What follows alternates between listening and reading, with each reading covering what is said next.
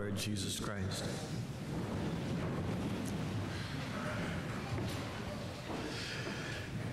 Well, are you all getting ready for Easter? Yeah? Not even thinking about it yet. No? No, I know some of you are getting. Do you got the Easter ham on order? No? At Christmas time I sing this, Christmas is coming, the goose is getting fat.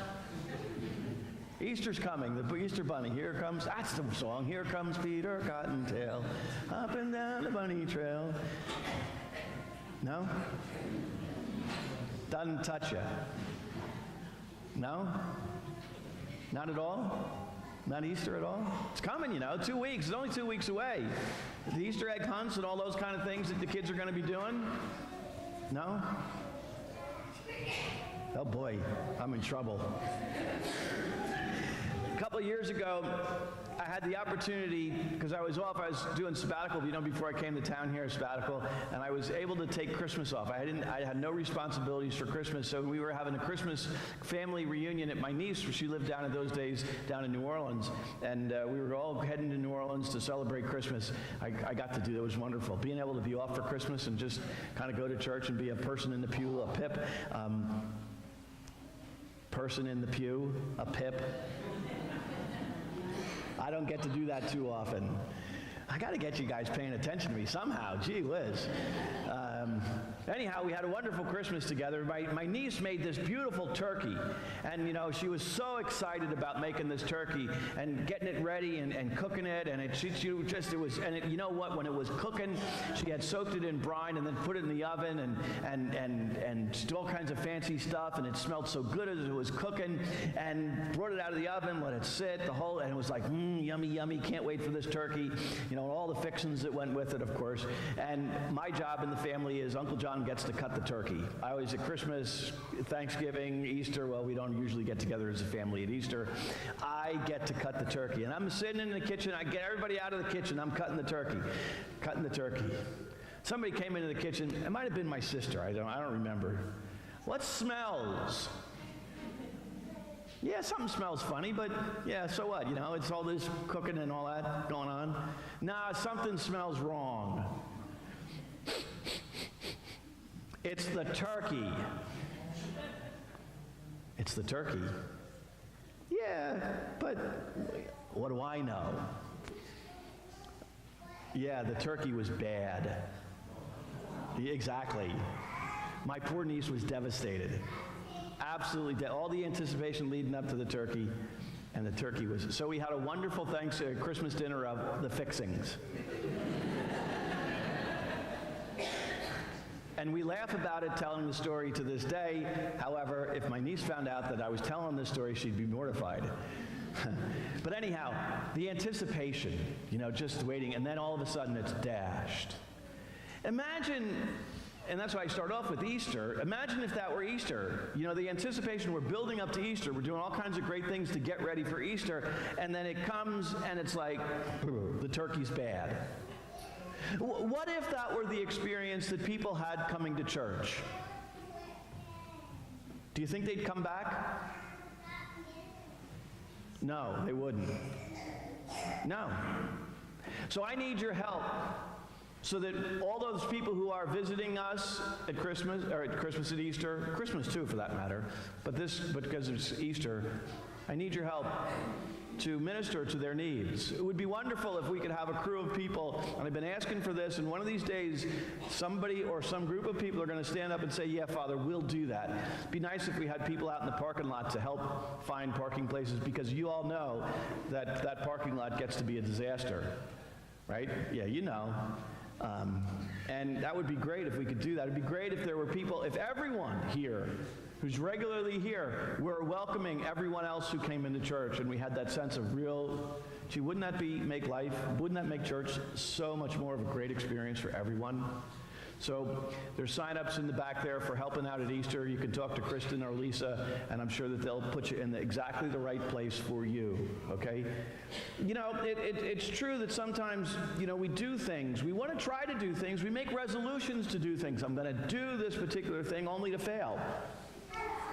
Maybe you're going to go on a diet. And you have all the willpower in the world to go on a diet until you open up the freezer, and there sits that wonderful gallon of ice cream. Your favorite flavor, whatever that might be. Rocky Road. Just one scoop. One scoop won't hurt. One scoop. Well, maybe two. Okay, 3. And before you know it, the whole gallon is gone. You've sat in one sitting. In one sitting, you've devoured the whole gallon. There goes your diet. You ever have that happen? Or maybe it was that you just wanted to give up some bad habit, and you, whatever the bad habit might be, using bad words, and you say, I'm not going to do that anymore. And you really work at it. You think about what else you could say at that moment. And you do a really good job for the first half hour. And then it starts to creep back in.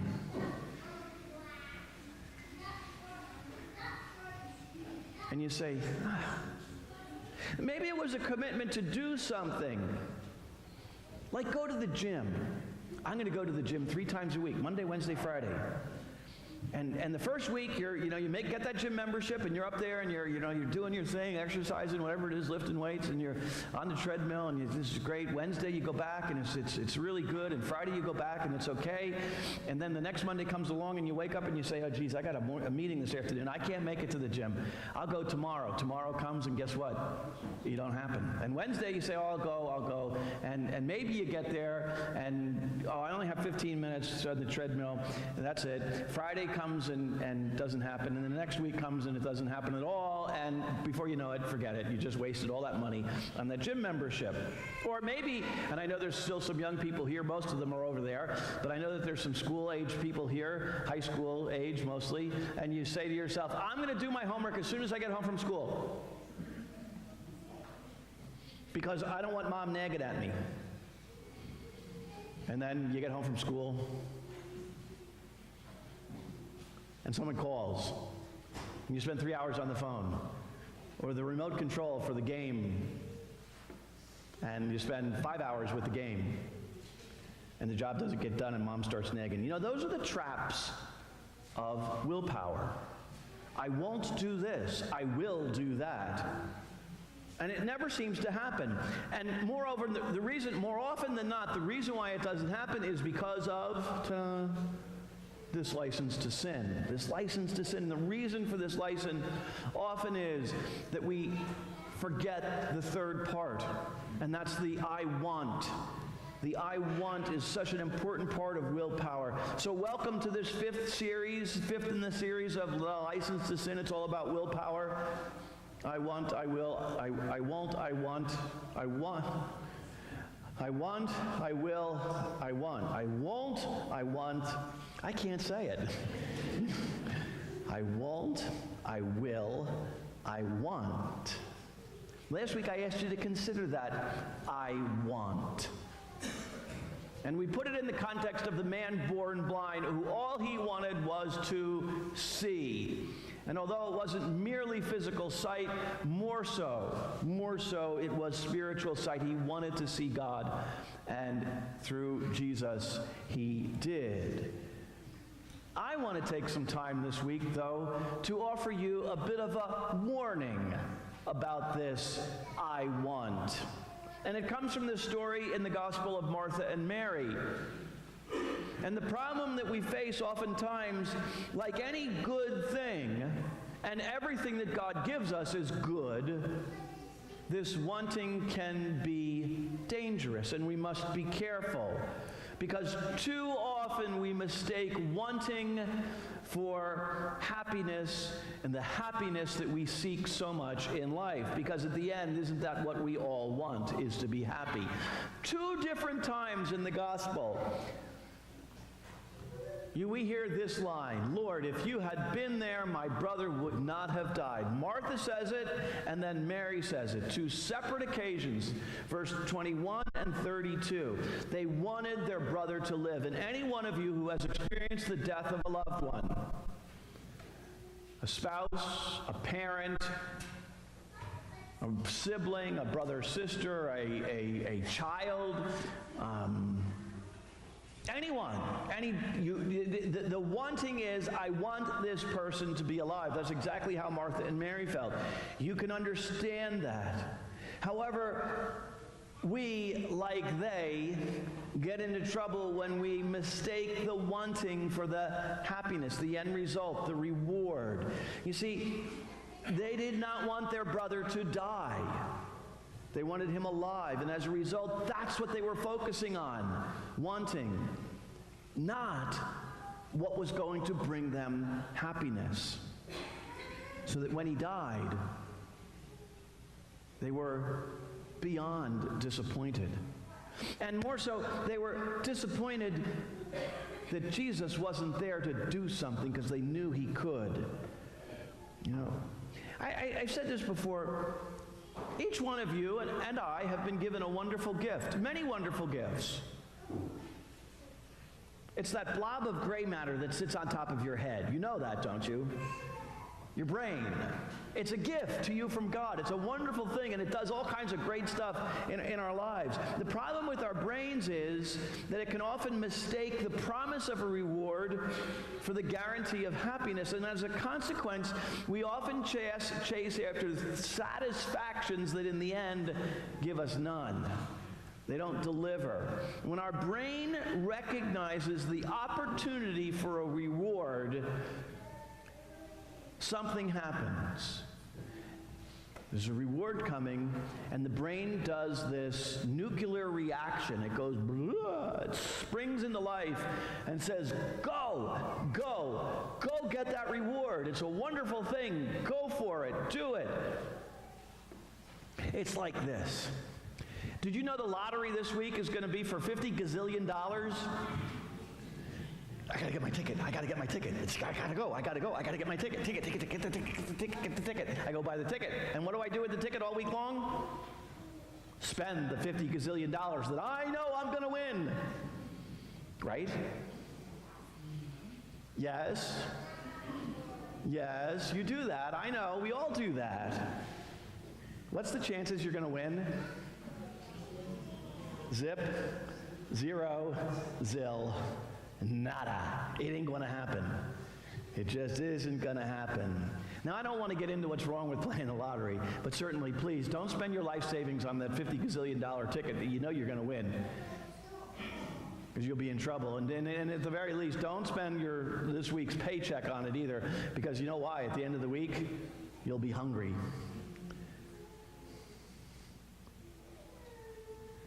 Some of you are smiling. You get that one. We need to do jumping jacks, I think, this morning. Come on, folks, wake up. It's fun to be here. This is good. This is all good stuff. We recognize the possibility of feeling. Don't you want to feel good? Don't you want to feel good? Yeah. Yeah, we all do. We all want to feel good. And we're willing to work for that feeling. And the effect of that feeling we often is craving, desire, seeking, wanting. But there's something really we have to be clear about. It's not the experience of satisfaction, pleasure, or even an actual reward, because what we feel when the reward system kicks in, when those chemical reactions start happening in our brain, what we're feeling is anticipation. Not pleasure, not happiness. It's the anticipation of that beautiful Christmas turkey. Be careful. Jesus said to her, Martha, your brother will rise. And Martha said to him, I know he will rise in the resurrection on the last day. In a way, Jesus is making a promise of a reward to Martha. He's definitely making a promise of reward to Martha. He's building up her anticipation. He wants her in that mode of this is coming down the road. But she's stuck in the anticipation because she can't see that far down the road. The resurrection, she says it, on the last day. When's the last day? It's way out there. It's way out there. She's just happy with being with the anticipation. And sadly, we tend to find it nearly impossible to distinguish this promise of reward from whatever happiness or payoff that we seek. It's like the prayer challenge thing. I haven't said this to this point, but I'm going to say it today. What have you been praying for? Anything? What have you been praying? Because if you've not been praying for something, it's going to be very easy to not pray and to give up on the challenge. You need the anticipation of some reward in order to keep that going. What are you praying for? You see, the promise of reward is so powerful that we continue oftentimes to pursue those things that won't make us happy and consume things that won't bring us any satisfaction, but rather will bring us misery in the end. Do you remember? Some of you might remember. I hope you remember. I hope all of you remember. Some time ago, actually back during the last message series, for those of you that heard that, the Where To series, I said, it's time for us as a parish to consider using one church. Do you remember that? I know you don't want to remember it. You don't want to go there. But I said it. What did I ask you to do? Huh? And then when I said, when you finish praying, what more did I ask you to do? Pray some more. Yeah, pray. Pray for an understanding, a knowledge of God's will. Seeking God's will is the most important thing that we can do because it provides us with a bit of a stop sign. It stops the anticipation so that we can experience the actual reward. Because God's will always brings joy and peace and happiness into our lives. It brings contentment. And isn't that what you really want? In the end, isn't that what you really want? In the end, isn't that what you really want? Come on, folks. I gotta wonder if you really want it. I mean, seriously. I gotta wonder if you really want that. I think some of you really don't even know what you want. Jesus provides the stop sign. I am the resurrection and the life. Whoever believes in me, even if he dies, will live, and everyone who lives and believes in me will never die. You can't ask for more than that. And he goes on to ask this question, do you believe this? Thank you.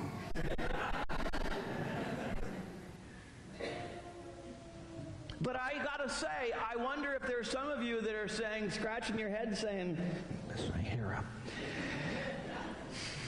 I don't know. How can I believe this? Well, just think of your own biggest I won't challenge. Okay, I'm going to use the chocolate cake image. I've used that before. Just one slice of chocolate cake. I know that if I eat that chocolate cake, I'm not going to be happy, so I'm not going to eat it. No chocolate cake. Well, maybe one slice. Now, one slice isn't going to hurt. I'll be happy eating just one slice. Boy, that was good chocolate cake. Just another little bit. That's it, and I know I'm going to be happy. And the next thing you know, the whole chocolate cake is gone, right? Because you have decided that that chocolate cake has no calories in it, you're safe. You see, be careful when we do that. Be careful because on a real, careful analysis, what we're going to experience, if we really analyze the experience, we realize the consequences don't match up. And oftentimes reveal the opposite. That chocolate cake is filled with calories, and at the best, it makes you want more, and the only thing that it's going to do is create a sense of fear, anxiety, frustration. You'll be disappointed, you'll be ashamed, you'll be sick and tired, you'll be tired and sick, and fat.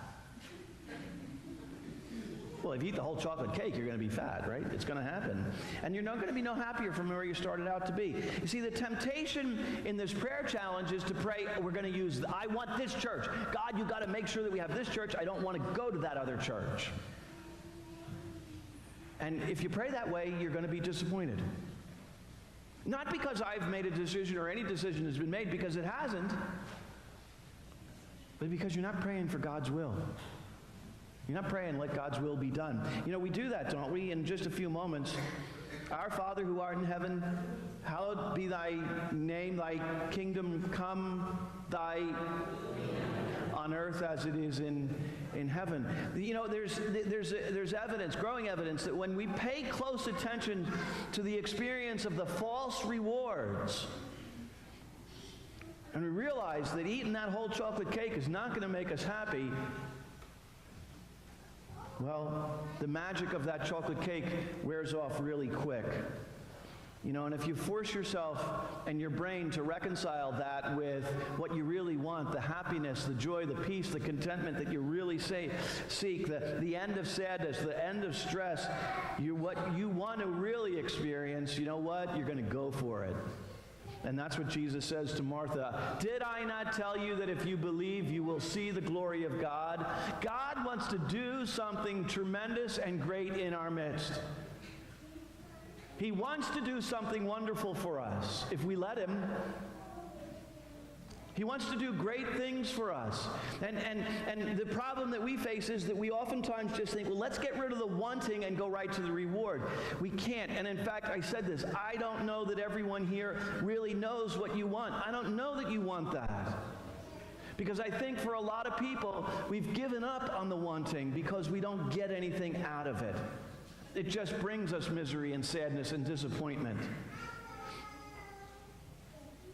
But there is an upside to the promise. And the promise of reward. And the upside is God's plan and God's will. Because God's plan for you and I is always that he wants the best for us. He wants us to be happy. He wants to live lives that are full of joy and peace. And isn't that what you really want? Isn't that what you want? Because that's what God wants for you. And we get into trouble when we mistake the wanting for happiness. And the solution is not to eliminate the wanting, because a life without wanting is not a life worth living. And when we only listen to the promise of a reward, we give in to temptation so easily. But without the promise, we have no motivation. And we need the promise to keep us interested and engaged. God promises he will do something good for us here and now. And I have a reward for you at the end of Mass for putting up with me. You laugh, but I'm serious, I do. I have something for you on the way out of church. Don't forget to get it. It's not much, but it's a reward. And not just for putting up with me, but because God wants to give you something today. You know, we live in a world of technology and advertisements, 24-hour, whatever you want, you can get it. And that really, the danger is that it's going to give us a false reward, and we're not going to be satisfied. We're going to be distracted and addicted to terrible things. Learning to make the distinction between the reward and what brings us real happiness and what the happiness is that we want is really the best that we can do. And understanding that is going to make life easier. God's will, difficult though it might be, and I could go on for hours telling you stories about how difficult God's will is. God's will, difficult though it might be, makes life easier, much easier. And it enables us, you and I, to put aside this horrific license to sin.